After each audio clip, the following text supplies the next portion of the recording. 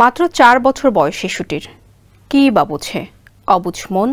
তাই আশেপাশের বাড়িতে সমবয়সীদের সঙ্গে খেলাধুলা আর হই হুল্লোড় করেই কাটে। কিন্তু তার সঙ্গে ঘটেছে নির্মম ঘটনা।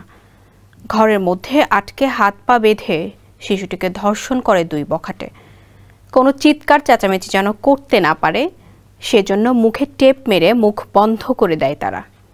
কাউকে কিছু না বলতে শাসানো হয় তাকে।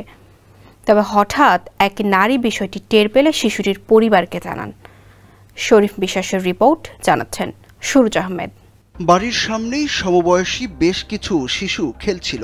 পাশেই রেজাউল নামে এক যুবকের বাড়িতে উচ্চস্বরে বাজছিল গান। বশত শিশুটি সেখানে গেলে রেজাউল ও খোকন নামে 2 বখাটে যুবক তার হাত পা বেঁধে, এমনকি যাতে চিৎকার করতে না পারে সেজন্য মুখে টেপ মেরে ধর্ষণ করে। বিষয়টি কাউকে না জানানো হয়, তা নিয়েও শাসানো হয় তাকে। তবে স্থানীয় এক নারী বিষয়টি টের পেলে তার শিশুটির পরিবারকে জানায়।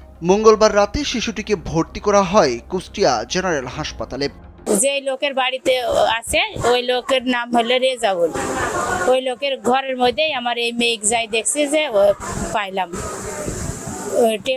টেপ মারা ছিল মুখে।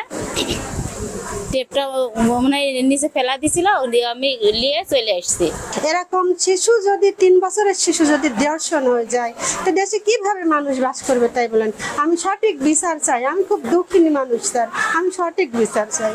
কুষ্টিয়ার ভেড়ামারা উপজেলায় 4 বছর বয়সী এই শিশুকে ধর্ষণের অভিযোগ উঠেছে প্রতিবেশী রেজাউল ও খোকনের বিরুদ্ধে। হাত পা বেঁধে মুখে টেপ মেরে এমন বর্বরচিত ঘটনা ঘটেছে উপজেলার মকারিমপুর ইউনিয়নে।